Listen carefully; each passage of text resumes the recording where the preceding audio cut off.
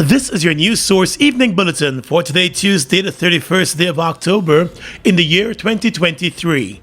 I'm Gordon Mosley reporting, and here's what we're tracking tonight. The government of Guyana has approached the International Court of Justice in an effort to block a number of questions in Venezuela's upcoming referendum on the border controversy that seeks to solidify the country's claim to Guyana's Essequibo region and make the Essequibo a new Venezuelan state. Guyana currently has Venezuela before the International Court seeking a final juridical settlement of the border controversy. In a statement today, the International Court indicated that Guyana has filed a request for provisional measures in the arbitral award case. In the request to the International Court, Guyana noted that the purpose of the Venezuelan referendum is to obtain responses that would support Venezuela's decision to abandon the current proceedings before the International Court and to resort instead to unilateral measures to resolve the controversy with Guyana by formally annexing and integrating into Venezuela all of the territory at issue in the proceedings, which comprises more than 2/3 of Guyana. Guyana wants the International Court to order that Venezuela not proceed with a consultative referendum planned for the 3rd of December in its present form. Additionally, Guyana wants the referendum to not include 3 questions that refer to making Essequibo a new state of Venezuela. Guyana also wants the International Court to order that Venezuela not include within the consultative referendum, planned or any other public referendum, any question encroaching upon the legal issues to be determined by the International Court in its judgment on the merits, including but not limited to the legal validity and binding effect of the 1899 arbitral award, sovereignty over the territory between the Essequibo River and the boundary established by the 1899 award and the 1905 agreement, and the purported creation of the state of Guyana Essequibo and any associated measures, including the granting of Venezuelan citizenship and national identity cards. The International Court of Justice is also being asked to make provisions that Venezuela shall not take any actions that are intended to prepare or allow the exercise of sovereignty or de facto control over any territory that was awarded to British Guyana in the 1899 arbitral award, and that Venezuela shall refrain from any action which might aggravate or extend the dispute before the court or make it more difficult to resolve.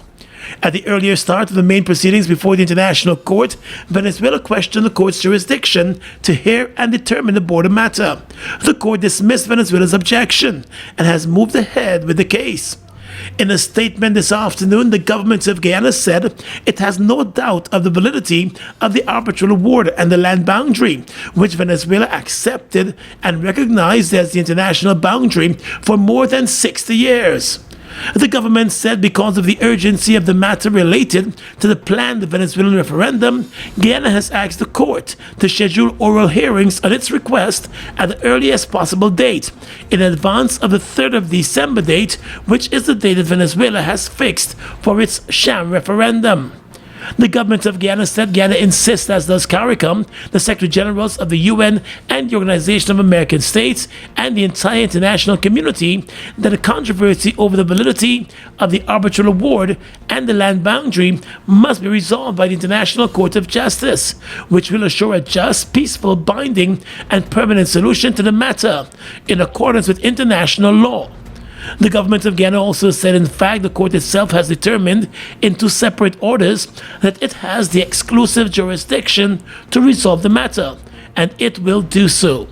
In the interim and pending the oral hearings on its request and the issuance of the court's order, Guyana is urging CARICOM and the international community to continue reminding Venezuela of its obligations under international law, including its obligation to accept the ICJ's jurisdiction, plead its case to the court, and comply with the court's rulings and judgments. In the past few weeks, Venezuela has been stepping up its claim of Guyana's Essequibo region, with the National Assembly agreeing to move ahead with a referendum on the controversy. President Finale has made it clear that Guyana will remain with the case before the International Court and will not give up an inch of Guyana's territory. More news is coming up in just a moment. Stay with us.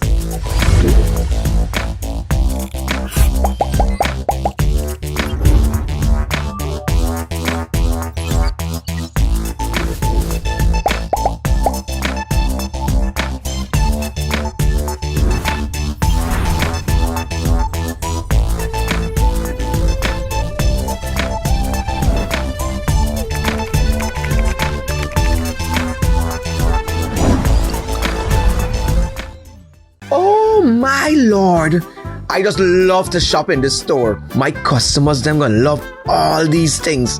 So many different things in one place.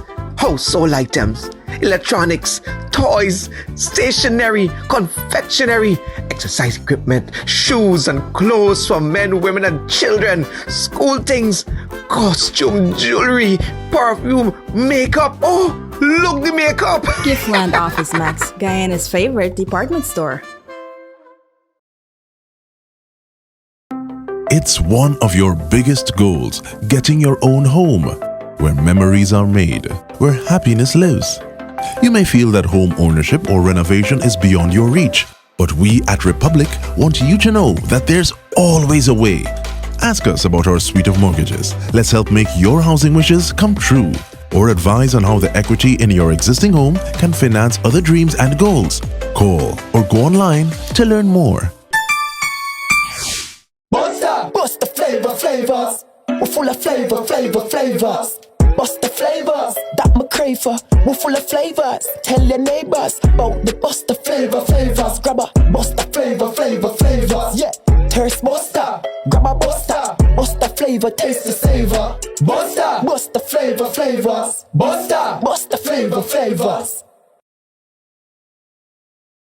Let's tell you now that while staying clear of offering her support for either Guyana or Venezuela in the ongoing controversy, the Prime Minister of Barbados, Mia Mottley, has declared that Venezuela has been a good sister to her country, Barbados. Speaking at her party's 84th Congress over the weekend in Bridgetown, Prime Minister Mottley said CARICOM has made clear its position on the matter. She did not say if CARICOM's position is that of her country, but would only say that the average man and woman in Barbados must know what they are facing, and it's not their own making. CARICOM has spoken, but equally, we know that Venezuela has been a good sister country to us. And we pray that therefore persons will allow maturity to attend all of their actions and conversations. Guyana has been rallying international support as Venezuela has been stepping up its rhetoric and propaganda with the claims to Guyana's Essequibo region. Venezuela has planned a referendum in December on the border controversy in an effort to rally support of its citizens in the ongoing claims to Guyana's Essequibo. While Guyana and Barbados share good relations and have signed several bilateral agreements, Barbados also share good relations and ties with Venezuela. Earlier this year, Ms. Mottley traveled to Caracas, where she held wide-ranging discussions with the president of Venezuela, Nicolas Maduro. In July, the two countries signed a number of bilateral agreements in the areas of aviation, agriculture, energy, and education. And 2 weeks ago, Barbados was home to the signing of a historic agreement between Venezuela's two main political parties aimed at ending the political crisis between the two sides and ultimately to get U.S. sanctions lifted. At her party congress, Ms. Mottley said Guyana and Venezuela must ensure that the Caribbean remains a zone of peace. I hope that the rhetoric and noise between Venezuela and Guyana does not turn our Caribbean into anything that is not a zone of peace, because it matters to us that this Caribbean remains a zone of peace.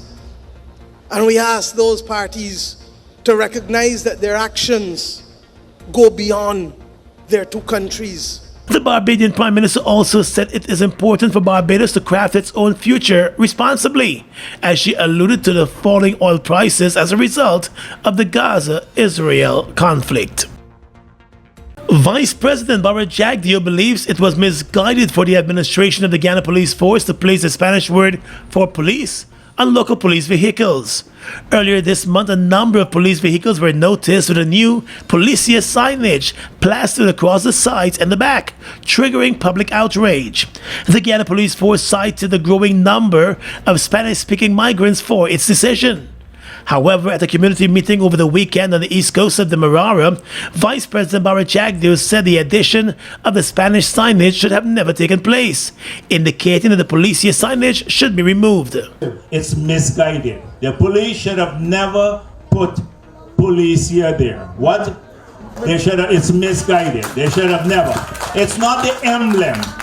It's not the emblem, it's just the name. It's still our emblem, the Guyana Police Force, but they put Policia in Spanish. They were instructed to change that.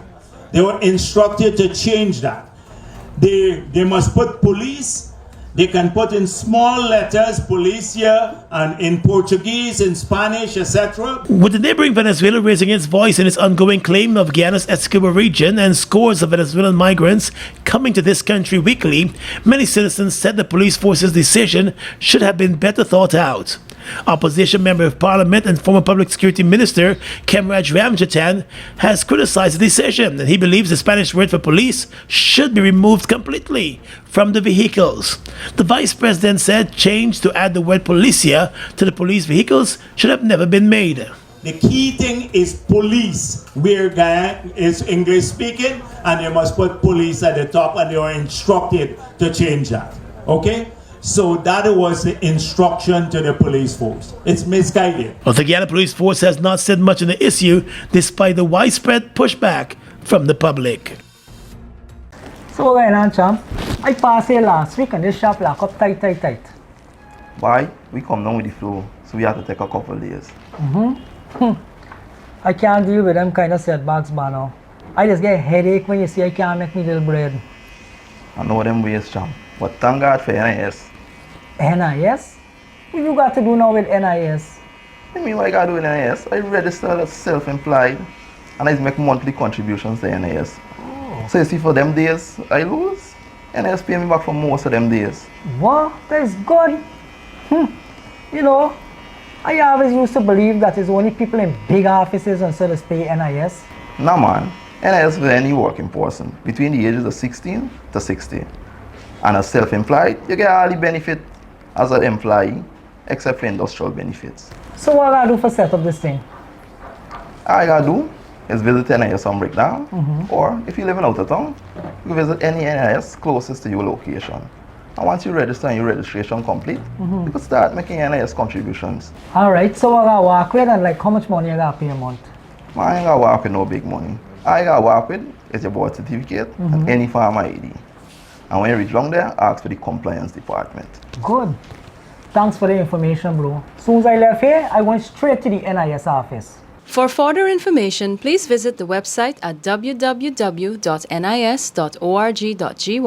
the National Insurance Scheme Facebook page, or your nearest NIS office.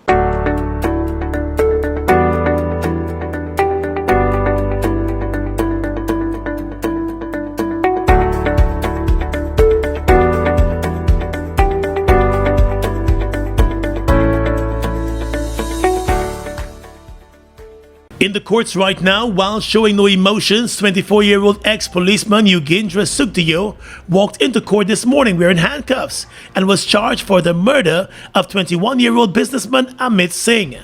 The accused was not required to enter a plea to the indictable murder charge as he appeared in court. He is being represented by attorney Gordon Gilhouse, who told the court that his client complained of being beaten by investigators while in custody.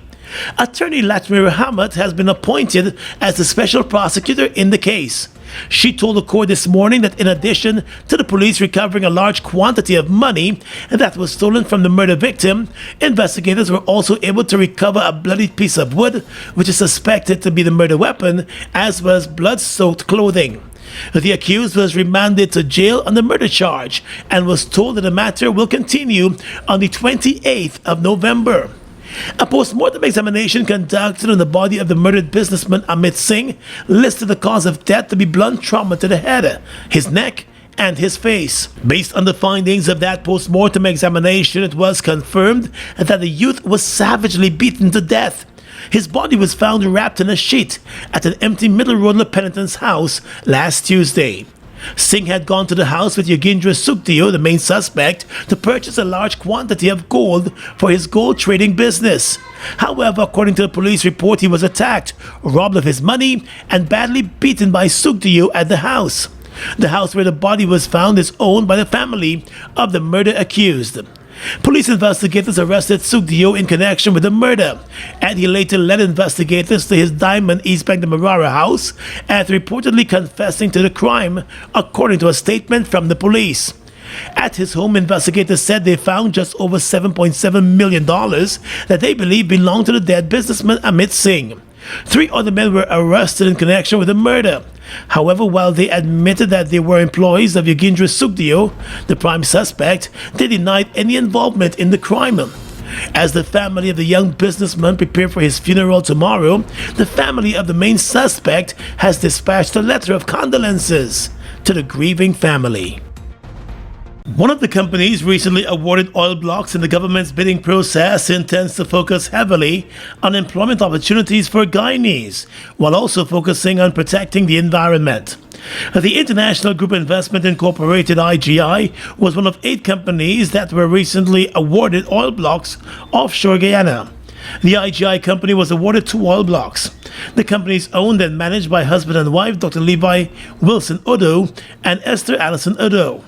Dr. Levi Odo is a Guyanese citizen by naturalization, while his wife is a Guyanese citizen by birth.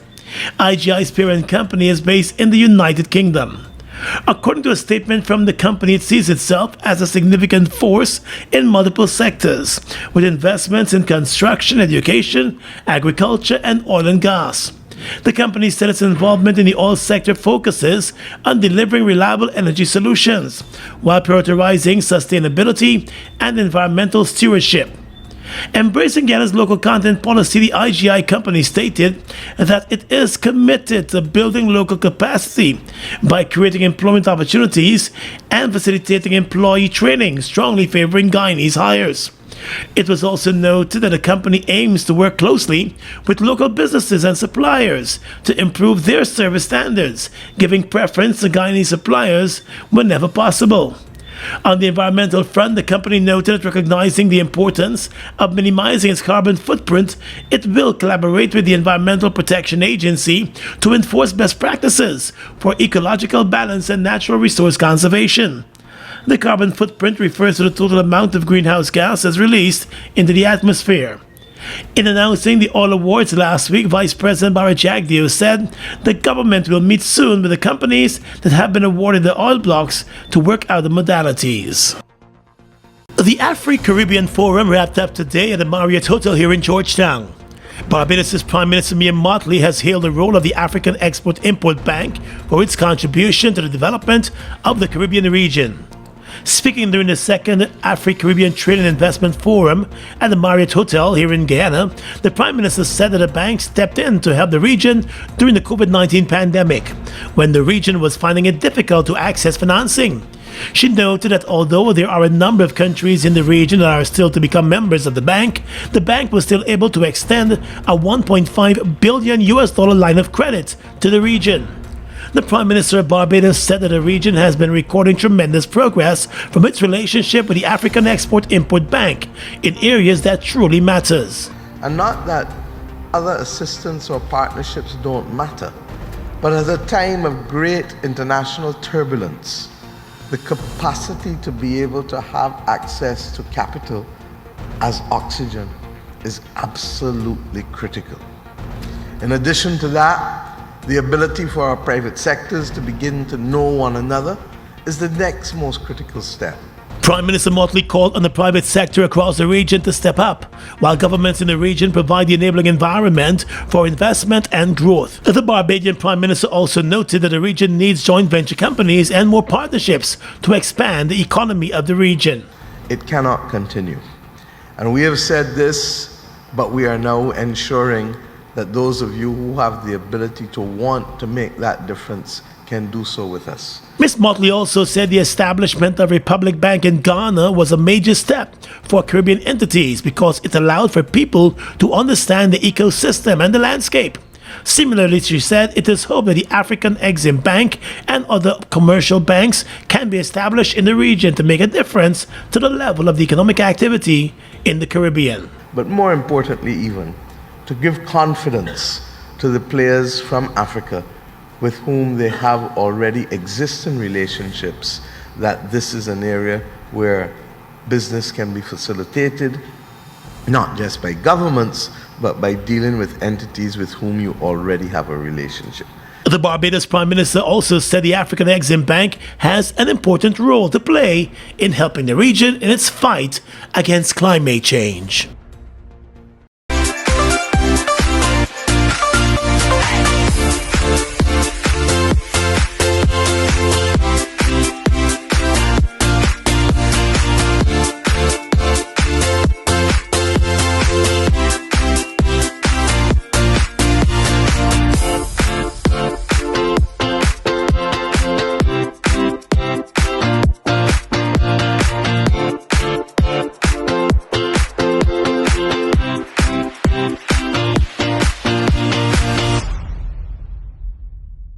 Guyana's economy is rapidly transforming, and we're all part of it. Guyoil is at the forefront of this development by providing reliable and efficient energy and supporting community development from the very core. 100% of Guyoil's profit goes back to building schools, roads, and other important infrastructure that connects our cities and towns, providing fuel to domestic, marine, industrial, and aerial transportation. Guyoil has now repositioned itself as a market leader in the petroleum industry, building a better future for all of us. Sorry. Jack? Hey. Boys, where you going with all that speed? Yeah, today's the 15th. My NIS contributions are due, and I ain't even get the forms as yet. Hold on. You mean to tell me that you're not aware that all self-employed persons can now make their NIS contributions using the MMG app from the comforts of their homes and offices? Really? I just pay my bills using MMG, Yes, Jack. And the thing's simple. All you have to do is open the app, select Pay Bills, Government Services, NIS, and Pay. They will prompt you to enter your NIS number, the month you're paying for, and the amount. So I don't need to submit any form? The only time you submit in a form is when you're making a claim. Wait, I could make a claim too? Oh no, man, you didn't know that? Yes, all self-employed persons are entitled to all benefits from NIS. Well, except for the industrial benefits. And here's the good part. All of their forms, you can download them from the NIS website. Well, girl, I'm really glad I bumped into you. Anyhow, make sure you pay your bills later. Later? I gotta sit down right here and pay my contributions first. Take care. For further information, please visit the website at www.nis.org.gy, the National Insurance Scheme Facebook page, or your nearest NIS office. Food Max Supermarket, located on the ground floor at the Giftland Mall, is your one-stop shop for all your grocery needs. We stock a variety of imported frozen meat and food products, fresh produce, and pet supplies, freshly made bread. Rotisserie chicken and patties are also available daily. Shop in comfort today at Food Max and let our courteous staff assist you in satisfying your shopping needs. Food Max, the fresh food specialist. It's one of your biggest goals, getting your own home, where memories are made, where happiness lives. You may feel that home ownership or renovation is beyond your reach, but we at Republic want you to know that there's always a way. Ask us about our suite of mortgages. Let's help make your housing wishes come true. Or advise on how the equity in your existing home can finance other dreams and goals. Call or go online to learn more. Look who's in the mix now. The new Buster Soda Water. 0 calories, 0 sugar, 0 artificial flavors. 100% refreshing. Taste Buster Soda Water today. Buster Soda Water, now available for only $120. Across the region tonight, the Prime Minister of Trinidad and Tobago, Dr. Keith Rowley, says the state will redouble all efforts in the fight against crime. The Prime Minister said the efforts will aim to curtail the violent outbursts of crime, will hunt down and disarm the perpetrators, and will also make operational adjustments so that the state security services can act with dispatch against the violent cohort of the national population. In a statement, Prime Minister Rowley said the current violent crime spree in Trinidad will not be tolerated. He said notwithstanding the persistent efforts of the various state machinery, the selection of violence as a way of life, the love of fear and glamorization of firearms, and the wanton disregard for human life in Trinidad and Tobago has now gone beyond concerning to the ridiculous. The Prime Minister said the intractable situation demands that the law-abiding citizens in Trinidad be given the right to their peace and safety above the freedom of the lawless and the violent few who operate with impunity. Meanwhile, Trinidad and Tobago's President Christine Kangaloo has called out 100 members of the Trinidad and Tobago Volunteer Defense Force. The move is meant to strengthen the Trinidad and Tobago Defense Force capability to the fulfillment of operational support to the police services to boost the safety for the pre-Christmas season and into the 2024 Carnival period. In Mexico, dozens of people remain missing 6 days after Hurricane Otis made landfall in the Mexican resort of Acapulco. The governor of the state where Acapulco is located said 45 bodies have been recovered so far, and at least 47 persons are still unaccounted for. Acapulco was devastated by the hurricane, which hit the coast as a Category 5 storm before weakening. The slow arrival of aid frustrated locals, with some resorting to looting. The government of Mexico has sent in soldiers and the police to the city and its environs, and the president has promised to put Acapulco back on its feet. But a group representing retailers called on the authorities to further increase security, as some of its members reported lootings. And finally tonight, international news. In the US, the FBI Director Christopher Wray has warned that Hamas's 7th of October attack on Israel could motivate extremist groups across the world to step up violent campaigns. Speaking to a congressional committee in Washington, D.C., the FBI Director told lawmakers that the actions of Hamas and its allies will serve as an inspiration to the likes of which they have never seen. The security chief also warned that anti-Semitic attacks on Jewish Americans had increased since the conflict erupted. And that's your News Source Evening Bulletin for tonight. I'm Gordon Mosley reporting and encouraging you to have a safe and enjoyable night.